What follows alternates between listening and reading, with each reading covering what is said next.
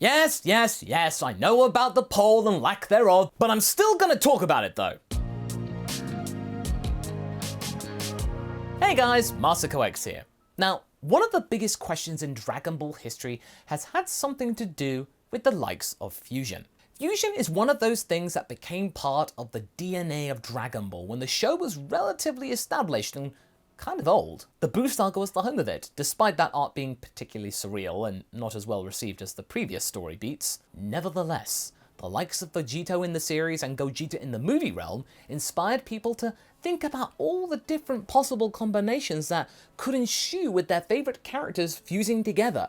It also set about the question about what might have been. It had been alluded to prior to the fusion, and it was even mentioned by Goku to Vegeta. That Potara fusion between them would not come unstuck. They would be permanently fused together.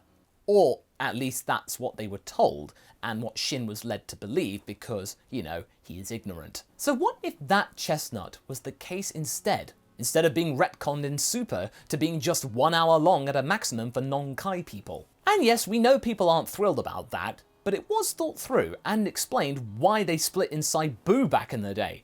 Their time ran out because of the added power drain from Super Vegito. But yeah, enough excuses. What if Vegito was a thing and stuck around? This has been pretty difficult to keep thrilling, or at least intriguing, due to the simple fact that fusions are pretty epic in terms of power. They are meant to only stick around for a short period of time so as to avert catastrophe in the here and now. If fusions were permanent, then everything would be over. Multiplying Goku and Vegeta's power together is a recipe for things to remain without a challenge until the likes of Goku Black, in which we are currently in. Everything else is over before it even began. It also proved Whis' desire for the Saiyans to work together moot, because that had already been done. They were fused together. You had to literally work together. They had to learn each other's personality inside and out. There was no hiding. They had plenty of time to do so, and they had accomplished it out of sheer boredom.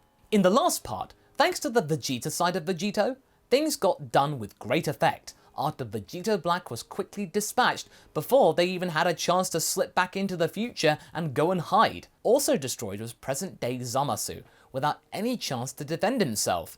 And again, that was down to the Vegeta being dialed up to 11 there, and he didn't give the apprentice Kai a chance to have his say and explain anything.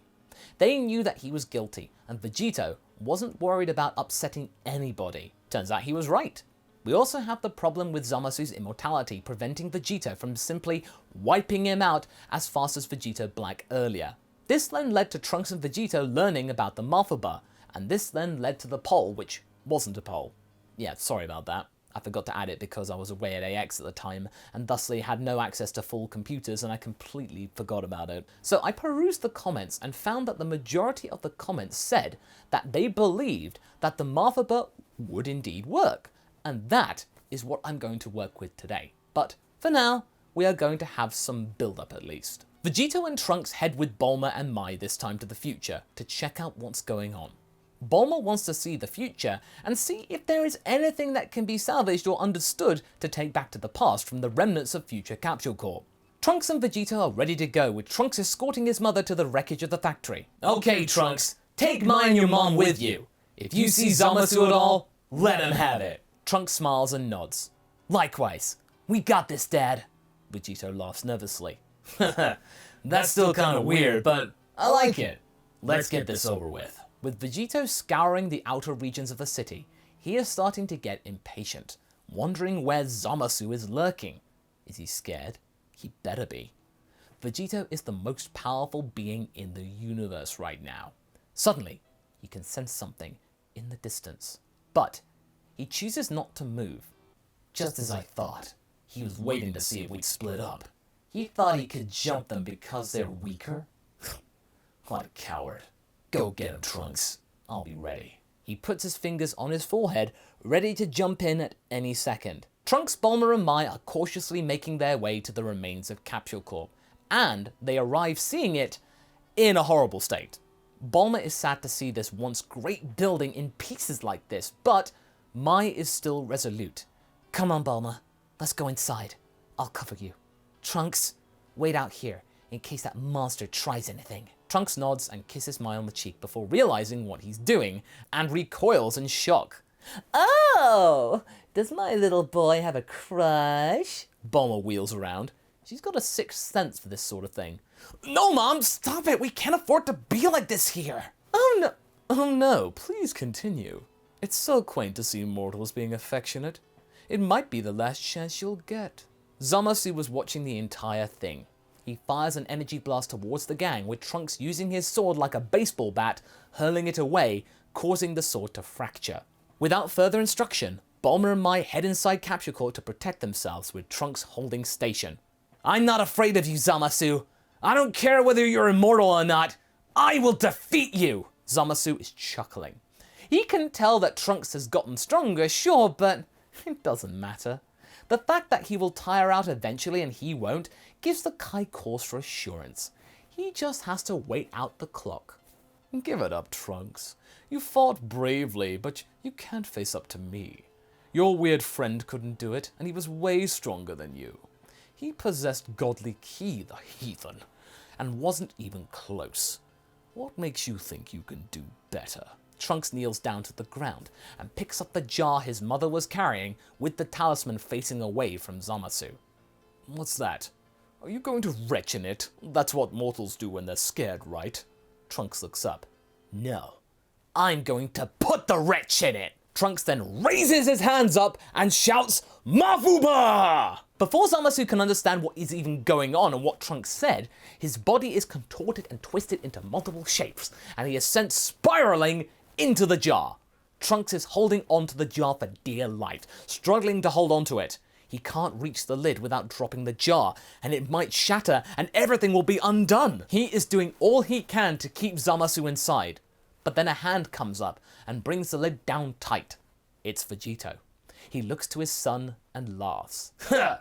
Thought I might help you out there, buddy! It's done. Zamasu is sealed.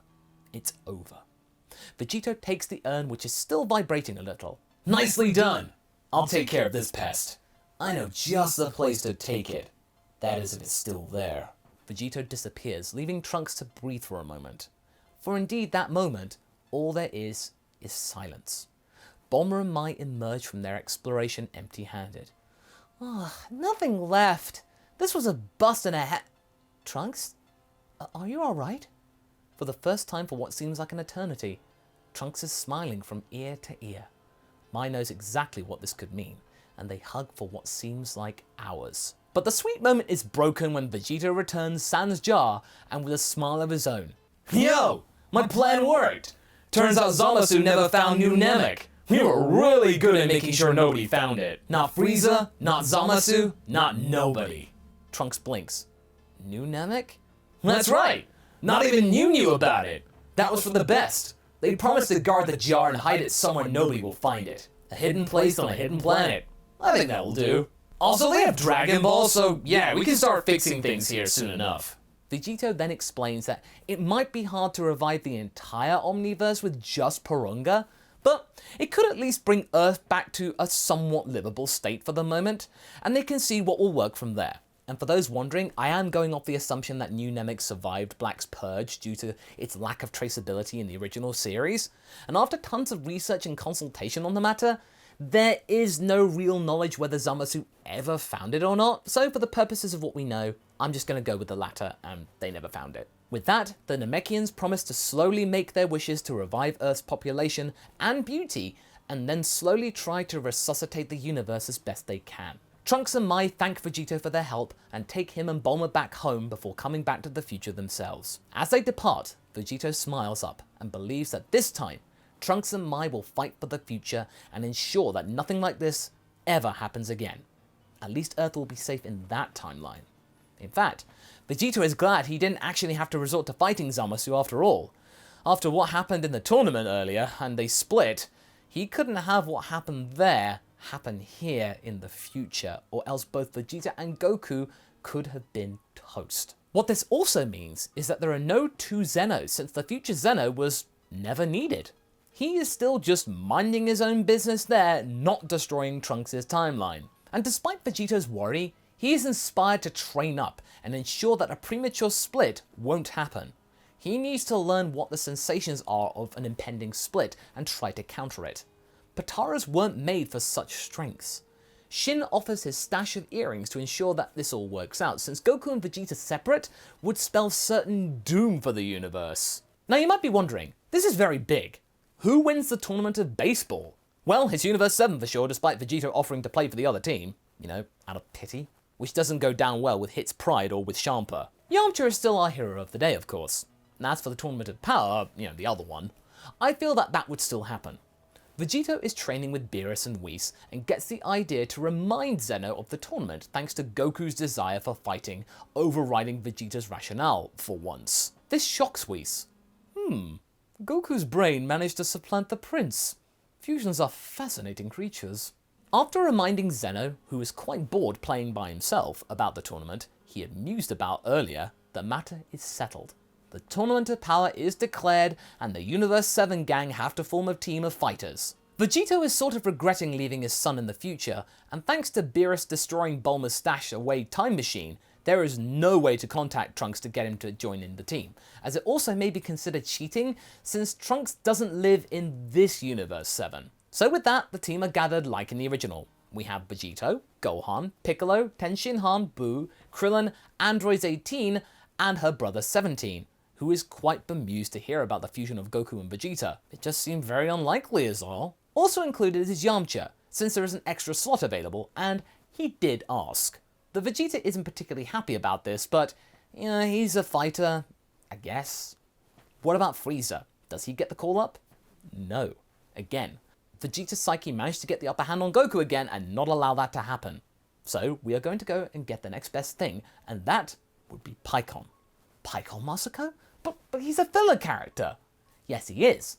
But I would have gone with Cell, but Pikkon in theory is stronger than Cell, and the combination of Vegito would have deduced that Pikkon was probably a safer bet overall in terms of trust issues.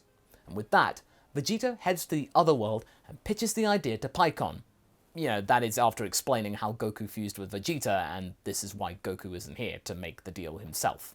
Pikkon is happy to help his old friend out from the days of being in the other world, and fortune teller Baba tells them to congregate at her place very soon, ready to receive Pikkon for his 24 hours in the living world. They are still met by the assassins of Universe 9, and they are still swiftly dealt with, and we still get the two fighters sparring atop of Baba's home, since Vegito wanted to see what Pikkon had been up to in the years since the Cell games and the last time they had seen each other. He had done a lot. He was up to speed and ready to help. And with that, the team is ready. The kids are sent off to 17's island, and the Universe 7 squad are focused on their mission. And that's where we're going to be leaving things for right now. But wait, one more poll. So you know the thing about the possibility of defusing? Simple question this time. Does this occur during the tournament? Yes or no? Vote now, and this will change the course of the arc. Thank you. So what do you guys think? Do you like the addition of Pikkon over Cell? Will Universe 7 be able to win against the likes of the Pride Troopers with a fusion already in place? Leave a comment below and let's get this discussion going. And I shall see you in the next video. Catch you later!